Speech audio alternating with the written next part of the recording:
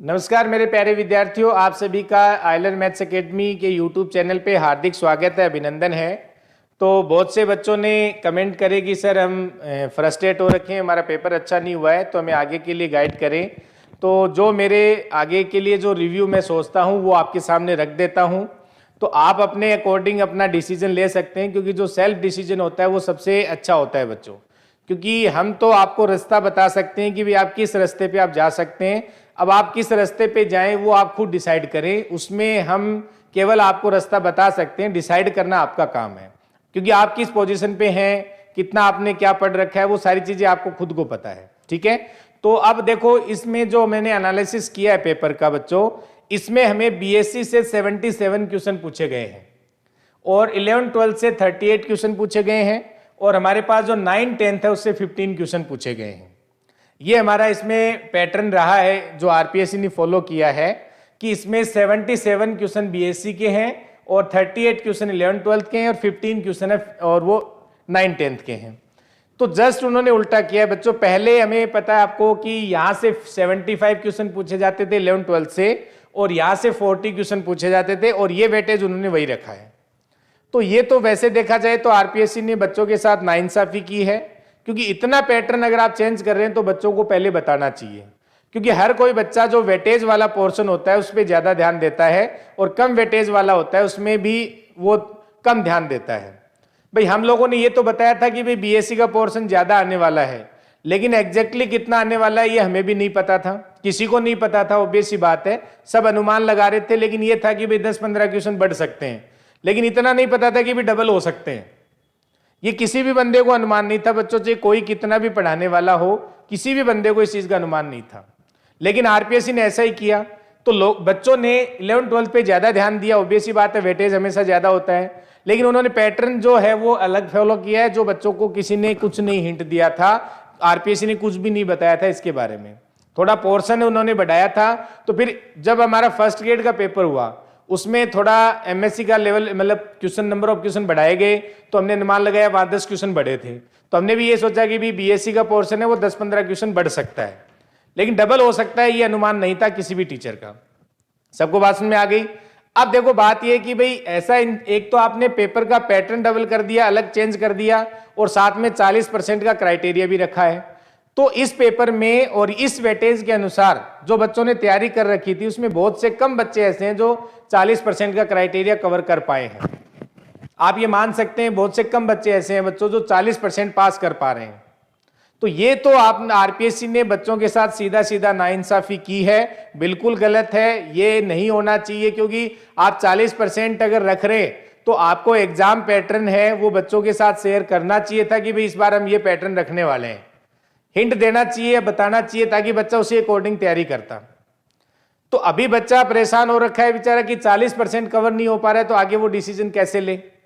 बिल्कुल बच्चे के सामने आज बहुत बड़ी दुविधा है ये चीज, और फ्रस्ट्रेट ऑब्वियस ही बात है। जब आप अच्छी तैयारी करते हैं, अपना पूरा दमखम लगाते हैं, लेकिन अब अपन क्वालिफाई नहीं कर पाए किसी चीज को, तो ऑब्वियस ही बात है दुख सबको होता है बच्चों, आपका भी ये चीज जायज है। लेकिन अब भाई वही बात है कि अपनी कोई सुनने वाला है नहीं। क्योंकि आपने देख लो पिछली बार कुछ भर्तियां हुई, इनमें भी बच्चों ने खूब आंदोलन किए, लेकिन कोई सरकार ने कुछ नहीं सुना, उन्होंने जो करा वही करा, किसी की नहीं मानी उन लोगों ने। तो मेरा कहना तो ये कि भाई आप अपने आप को मोटिवेट तो आपको रखना होगा, क्योंकि अपना जीवन यहीं जाके खत्म नहीं होता है, एक सेकेंड गेट के भरोसे अपना जीवन नहीं चल रहा है। हमें मोटिवेट होकर आगे काम तो करना पड़ेगा, अब किस डायरेक्शन में करना है वो अपन को डिसीजन लेना पड़ेगा। डीमोटिवेट होकर बैठना कोई आगे समस्या का सॉल्यूशन नहीं है बच्चों, आप ये मान के चलें। तो ये जो पेपर उन्होंने दिया है ये पैटर्न रखा है, और किस सब्जेक्ट से कितने क्वेश्चन दिए वो आप इसमें देख सकते हैं। अब आप खुद देखो 2018 में पेपर हुआ था, तो वहां ग्रुप थ्योरी से उन्होंने एक भी क्वेश्चन नहीं दिया था, मैंने उसका क्लासिफिकेशन भी डाला था, आपने देखा हो यूट्यूब पे पहले। और इस बार उन्होंने ग्रुप थ्योरी से सीधे के सीधे 10 क्वेश्चन दिए, जिसमें से 2-3 क्वेश्चन गलत भी हैं। तो इसमें आप ये मान के चलते हो 5-6 क्वेश्चन ऐसे हैं जिन पे आप रीट लगा सकते हो, आपको बोनस अंक मिल सकते हैं। तो जो बच्चा बाउंड्री पे है उसको तो रीट लगानी चाहिए, क्योंकि वो अंदर हो सकता है इसमें। क्योंकि जब आप रीट लगाओगे तो वो क्वेश्चन डिलीट होने के चांसेस हैं, तो हो सकता है नंबर ऑफ क्वेश्चन उसमें कम होंगे, तो आपके अंदर आने का जो चांस है वो बढ़ जाता है। तो जो बच्चे बाउंड्री पे हैं उनको इन क्वेश्चंस पे रीट लगानी चाहिए, ताकि वो 40% का क्राइटेरिया पास कर लेंगे। और जो बच्चा यहाँ 40% का क्राइटेरिया पास कर लेता है और जीके में अगर थोड़ा अच्छा कर देता है तो वो सेलेक्ट हो जाएगा आराम से, आप मान के चलो।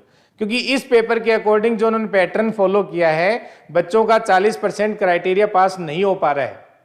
ये आप सभी को पता है, सभी बच्चे परेशान भी हैं इस चीज को लेके, क्योंकि इन्होंने कोई पैटर्न फॉलो नहीं किया, बिल्कुल चेंज कर दिया, डबल कर दिए क्वेश्चन। और मैं तो कहता हूं कि एक तो बच्चा भी अब गलत डायरेक्शन में जाता है। सभी लोग यूट्यूब पे रहते हैं, बड़े बड़े विद्वान हैं, फर्स्ट रैंक आई, सेकंड रैंक आई, थर्ड रैंक आई, ये 50 क्वेश्चन पढ़ लो, इससे बाहर कुछ नहीं आएगा, ये 100 क्वेश्चन कर लो, इससे बाहर कुछ नहीं जाएगा, हमने ये दे दिया, इससे बाहर कुछ नहीं जाएगा। इन चीजों से बच्चों क्योंकि जिस हिसाब के पेपर आ रहे हैं ना इस बार, आपको अपने सब्जेक्ट का नॉलेज रखना पड़ेगा आपको, तभी आप उनको क्वालिफाई कर पाएंगे। क्योंकि अब वो दिन नहीं है कि अपन ट्रिक लेके चलें, सेट करके चलें, ऐसे क्वेश्चन आएंगे तो ऐसे कर देंगे, वो वाले जमाने नहीं रहे। अब आपको सब्जेक्ट का नॉलेज लेना होगा, क्योंकि यूट्यूब से ये 50 क्वेश्चन करने से, 60 क्वेश्चन करने से रैंक किसी की क्या आई है उससे आपको कोई फर्क नहीं पड़ने वाला, उससे कोई फायदा नहीं होने वाला है। जब तक आप अपना सब्जेक्ट का नॉलेज नहीं बढ़ाओगे तब तक आपको बेनिफिट नहीं मिलने वाला उस चीज का। तो जो भी बच्चा है जिस भी चीज की तैयारी करे, आगे से ये चीज तो हमें सीखने को मिलती है कि भाई अपने सब्जेक्ट का नॉलेज अपन को अच्छा रखना है। अगर हमें क्वालिफाई होना है तो ये आप समझ के चलें, हमें किसी के बहकावे में नहीं आना है कि इतना ये कर लो और उतना वो कर लो और इतने से हो जाएगा और उतने से हो जाएगा। अगर इतने विद्वान थे तो फिर बताया क्यों नहीं यूट्यूब पे कि भाई इस बार 80 क्वेश्चन आने वाले हैं बीएससी के, किसी को नहीं पता था बच्चों। इसलिए मैं कहता हूं जो बच्चा जिस भी टीचर से पढ़ रहा है उसकी गाइडेंस में उसे अपने सब्जेक्ट को अच्छा करना चाहिए और उसी के अकॉर्डिंग अपन को उसको तैयारी करनी चाहिए। ऐसे 10 दिन इधर देख लिया, 10 दिन उधर पढ़ लिया, 20 दिन उधर पढ़ लिया, ऐसे सब्जेक्ट की तैयारी कभी नहीं होती है। आप इन चीजों से दूर रहिए और खुद पे कॉन्फिडेंस रखिए, सब्जेक्ट को मजबूत करिए। आप खुद देख सकते हो इस चीज को। तो जितना हम नॉलेज लेंगे सब्जेक्ट का वो अपने लिए बहुत ही इंपॉर्टेंट है। जैसे इस बार सेकंड ग्रेड में मैंने विनायक कोचिंग में बैच निकाले थे और मैंने ऑनलाइन भी 850 बच्चे थे जो मेरे से जुड़े थे। लेकिन आरपीसी एग्जाम यूट्यूब चैनल है आकाश सर का, उस पर मैंने पढ़ाया था आप लोगों को आधा पोर्शन अभिषेक सर ने पढ़ाया था। लेकिन वहां 850 बच्चों में से मैं केवल 20-25 बच्चों को जानता हूं बाकी मैं किसी बच्चे को नहीं जानता कि कौन बच्चा मेरे से पढ़ा हुआ है, क्योंकि सबने रिकॉर्डेड कोर्स लिया, आधे उसमें थे कि नहीं थे, आधे रीट में कन्वर्ट हो गए, मेरे को कुछ भी आइडिया नहीं रहा वहां पे। तो इससे मैं ये कहता हूं कि अगर आप नहीं आ पाते हैं तो टीचर से लाइव जुड़िए, लेकिन ये रिकॉर्डेड वाला केवल इससे काम चलाना, इन चीजों से, ये सब्जेक्ट के पेपर हैं, ये आसान होने वाले नहीं है। क्योंकि जब तक आपका नहीं पता चलेगा टीचर को कि आप क्या पढ़ रहे हैं, कैसा पढ़ रहे हैं, किस सिचुएशन में है, तो टीचर डिसाइड नहीं कर सकता इस चीज को। क्योंकि मैथमेटिक्स एक ऐसा सब्जेक्ट है जिसमें आपको टीचर से जुड़ के रहना चाहिए, ताकि हमेशा आपको कुछ ना कुछ नया सीखने को मिले उसमें, और उसमें आपको आगे जो पैटर्न, अब देखो आप हमेशा एग्जाम्स के पैटर्न क्या आ रहे हैं, पहले वाले पैटर्न नहीं रहे बच्चों, अब लेवल बढ़ता हुआ जा रहा है दिन प्रतिदिन। तो इसलिए सही सारी चीजें आपको पढ़नी भी पड़ेंगी और पढ़ाने वालों को हमें पढ़ानी भी पड़ेंगी। आपको सब कुछ करना होगा, एक पूरा आप तरीके से तैयारी, क्योंकि आगे तरीके से तैयारी करेंगे तब होंगे। यूट्यूब चैनलों से इतना इधर से पढ़ लिया, उतना उधर से पढ़ लिया, इससे पेपर अब पास नहीं होने वाले हैं। आप किसी भी टीचर की गाइडेंस में प्रॉपर काम करिए, प्रॉपर उसके टच में रहिए, तब सारी चीजें कनेक्ट होती हैं, पूरा सब्जेक्ट का नॉलेज भी मिलता है। तो अब जो बच्चा बाउंड्री पे है उसको रीट लगानी चाहिए, ताकि ये जो क्वेश्चन है ये डिलीट होंगे। 5-6 क्वेश्चन ऐसे हैं जो डिलीट हो जाएंगे, तो हो सकता है वो 40% का क्राइटेरिया पास कर लेगा। बाकी अगर मान लो कोई बच्चा जिसने रीट में अच्छा पढ़ रखा है तो भाई वो रीट की तैयारी कर सकता है, 2 महीने हैं उसके पास वो। लेकिन अगर आपके बस की है तो ही करे, वरना आप इसमें जो, अगर आपको लग रहा है बहुत ही दूर हैं तो फिर आप जो भी किसी चीज की तैयारी करें आपको करनी चाहिए, क्योंकि आपको भी मेन जॉब लेना है, तो फिर आप किसी न किसी चीज की तैयारी आपको करनी पड़ेगी। और जो बच्चा मान लो रीट में इंटरेस्टेड नहीं है, मैथमेटिक्स का नॉलेज अच्छा रखता है, लेकिन किसी वजह से उसका पेपर बिगड़ गया है, तो बच्चों हताश होने की जरूरत नहीं है। अपना कोई ये एक ऐसा एग्जाम नहीं था जिसने हमारा जीवन डिसाइड कर दिया। इतने बड़े एग्जाम नहीं होते हैं बच्चों कभी भी, एग्जाम को इतना सीरियस मत लिया करो। एक एग्जाम अपना कैरियर डिसाइड नहीं करता है। बिल्कुल हो सकता है परेशानी होती है, मैं समझ सकता हूं, लेकिन हमें हिम्मत नहीं हारनी है। हिम्मत हारने से कोई हमें देके जाने वाला नहीं है जॉब। यहाँ पे हमें लड़ना तो खुद को ही पड़ेगा, फिर भी खुद को ही संघर्ष करना पड़ेगा, तभी कुछ मिलने वाला है। मैं तुम्हें 2 बात अच्छी कह दूंगा, उससे तुम्हें जॉब नहीं मिलने वाली है बच्चों। मेहनत तुम्हें करनी पड़ेगी, आप ये समझ लो चाहिए सारी चीजें। इसलिए मैं कहता हूं कि जो रीट की तैयारी करता है वो अच्छे से रीट की तैयारी करे, या फिर जो संस्कृत डिपार्टमेंट की जैसे एग्जाम है 29 से, अगर आप मैथमेटिक्स में अच्छा आपने कर रखा है, उधर जाने का मन नहीं है रीट का, तो आप उस वैकेंसी की तैयारी अच्छे से कर सकते हैं। प्रॉपर आप उसको पढ़िए, उसका सिलेबस पढ़िए, और अब इन चीजों में मत रहिए कि ये पढ़ लिया तो हो जाएगा, वो पढ़ लिया, इन चीजों से दूर हो जाए। ये सब व्यूज बढ़ाने के इनके तरीके हैं बच्चों, कुछ नहीं होगा उनसे। मैथमेटिक्स पढ़ रहे हो आप, कोई हंसी मजाक नहीं होता है वहां पे।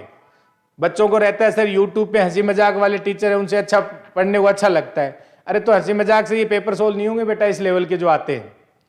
प्रॉपर कंटिन्यू तैयारी करनी पड़ेगी आपको, बिल्कुल सब्जेक्ट को डीपली पढ़ना पड़ेगा, तभी आप सिलेक्ट हो पाओगे। तो जो हो गया वो हो गया, उसमें अपन बदल नहीं सकते, लेकिन आगे आप अपनी लाइफ को कैसे आपको तैयारी करनी है, इस पेपर से आपको सबक लेना चाहिए। क्योंकि अपना दर्द है वो आरपीएससी नहीं समझेगी बच्चों। अपन कितना ही कह ले, कितने यहाँ पे बोल दें, लेकिन वो सुनने वाले नहीं है अपनी। तो इससे अच्छा है कि उन चीजों से अपन अपने आगे का डिसीजन अभी ले तुरंत 1-2 दिन में, ताकि अपनी कंटिन्यू अपनी तैयारी करें। और जो बच्चा बाउंड्री पे है उसको इसी जीके वाले पेपर की तैयारी करनी चाहिए। कोई भरोसा नहीं है कि वो इधर उधर हो सकता है। अगर मान लो आपने थोड़ा बहुत ही, अगर आप दूर हैं तो उसकी तैयारी जरूर करें, बहुत अच्छा स्कोर उसमें करें आप लोग। 1 महीना है, अच्छी तैयारी कर सकते हैं। लेकिन डीमोटिवेट होने से कोई सॉल्यूशन नहीं है बच्चों। मैंने ये नहीं किया, मैंने वो नहीं किया, अब कोई फायदा नहीं है उन चीजों का। जो हो गया ठीक है, कोई बात नहीं है। आगे से हमें पता चला कि भी आगे हमें सब्जेक्ट कैसे पढ़ने चाहिए। क्योंकि देखो आरपीएससी का पैटर्न है, पैटर्न होता तो ये थोड़ी करता वो, और करता तो बताता ना पहले कि भाई इस बार इतने वेटेज उसका रहने वाला है, तो बच्चा बीएससी को उसी तरीके से पढ़ता फिर। लेकिन नहीं किया उसने ऐसा कुछ भी। तो ये ध्यान रखें आप। लेकिन आगे जो पेपर जैसे ही आ रहे हैं ना, जैसे फर्स्ट ग्रेड में भी इन्होंने हिंट दिया कि भाई एमएससी को उसने बढ़ाया, तो हो सकता है जैसे सेकंड ग्रेड को उसने बढ़ाया, हो सकता है आगे धीरे धीरे एमएससी ऐड कर दे, कुछ भी कर सकते हैं। लेवल दिन प्रतिदिन ये हमेशा बढ़ाते जा रहे हैं पेपरों का। ये आपको समझनी पड़ेगी चीजें, सब्जेक्ट का नॉलेज आपको लेना पड़ेगा बच्चों, ये जरूरी है। डीमोटिवेट मत होइए। जो भी बच्चा परेशान है वो मेरे से बात कर सकता है, बता सकता है परेशानी। और मैं कह रहा हूं कि जो भी बच्चा आगे जो तैयारी कर रहा है उसको 2 महीने है रीट की तैयारी करने वाला रीट की करे, वरना वो जो अगर बाउंड्री पे बच्चे हैं उनको जीके की अच्छे से 29 वाले पेपर की तैयारी करनी चाहिए। तो ये आपके पास ऑप्शन है फिलहाल, इनमें से जो आपको अच्छा लगता है वो आप कर सकते हैं। लेकिन डीमोटिवेट होने से कुछ नहीं मिलने वाला है। आप जितने परेशान रहेंगे उतने दिन आपके और खराब होते जाएंगे। तो ये टाइम अब अपने टाइम खराब करने का नहीं है बच्चों। आप जो भी डिसीजन लें तुरंत लेके अपना काम शुरू कर दें उसके ऊपर, और अच्छी गाइडेंस में आप अपनी तैयारी करें, ताकि जो इस एग्जाम की आप तैयारी कर रहे हैं उसमें सेलेक्ट होने के चांसेस आपके बढ़ जाए।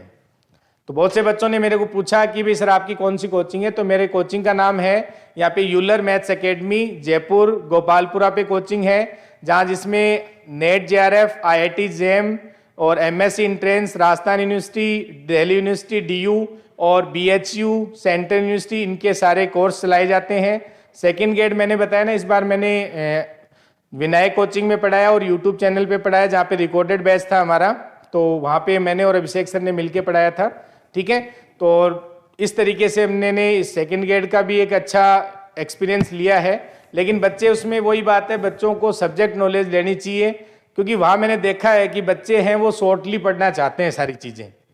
थोड़ा सा लेवल बढ़ा दो सर, इतने लेवल के नहीं आएंगे। बच्चों को सारी चीज़ें पहले से पता होती हैं, क्योंकि ऐसा नहीं होना चाहिए। पेपर जैसे आ रहे हैं ना बच्चों, इससे सबक लेना चाहिए मन को कि भाई अपन को तैयारी करनी है तो एक अच्छे लेवल की करनी है, वरना वो जमाना गया। आप देख लो कितनी सीटें खाली जाने के चांसेज हैं। और क्यों ये तो इसलिए हुआ क्योंकि पैटर्न उन्होंने फॉलो नहीं करा, इसमें बच्चों की भी गलती नहीं है। लेकिन अपन वही है कि अपन कुछ नहीं कर सकते इसके अंदर, जो भी उन्होंने फॉलो किया वो मानना पड़ेगा हमें। लेकिन जो बाउंड्री पे हैं कम से कम वो रीड लगाए उन पे क्वेश्चनों पे, ताकि वो अपने अंदर आने के चांसेस उनके बढ़ जाए। ठीक है बच्चों, तो डीमोटिवेट मत होइए, तैयारी करो बढ़िया। आगे 2 महीने है, तो 1 महीना अपने जीके का है, उसमें बढ़िया तैयारी करें आप, शानदार तरीके से लग जाएं उसमें, और टाइम खराब नहीं करें। अब आप एक दिन भी टाइम खराब करोगे वो आपके लिए नुकसान है, फायदा नहीं है उसमें। तो हमेशा हमेशा आप ये मान के चलिए, मोटिवेट रहिए और परेशान नहीं रहना है बिल्कुल भी। खुश रहो, तैयारी करो एकदम से बढ़िया तरीके से। और जिस बच्चे को जो भी मेरे से पूछना हो, मेरे कॉन्टेक्ट नंबर हमेशा सामने यहाँ पे रहते हैं, बात कर सकता है, पूछ सकता है। जो भी उसे कोई भी परेशान हो तो वो मेरे से बात कर सकता है। परेशान होने की जरूरत नहीं है बच्चों, परेशानी से कोई हल नहीं मिलता है ना। संघर्ष करो, मेहनत करो, आप लोग मेहनत तो करनी पड़ेगी अब, क्योंकि देख लो ना आप, कभी तो इनके पेपर लीक हो जाते हैं, अब देख लो पेपर, अब लगभग चांसेस हैं कि वो सारे ही पेपर लीक हुए हैं, लेकिन कोई सुनने वाला कहने वाला है ही नहीं, कुछ नहीं होने वाला, इनमें कुछ नहीं करते हैं लोग।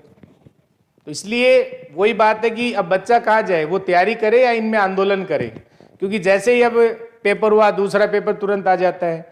तो बच्चे को इस तरीके से कर रखा है कि वो ना तो आंदोलन कर सके कोई और ना कुछ और। तो सरकारें हैं, अपन कुछ नहीं कर सकते बच्चों, लेकिन अपनी तैयारी अपन को करनी है, मोटिवेट रहना है, क्योंकि एक पेपर बिगड़ा है तो ये अपना कैरियर डिसाइड नहीं करता, अपना जीवन डिसाइड नहीं करता है एक पेपर। क्योंकि फेल होके अगर अपन कहीं अगर फेल होना है, तो अगर अपन फेल हुए हैं तो उससे हमें कुछ सीखना चाहिए, डीमोटिवेट नहीं होना चाहिए।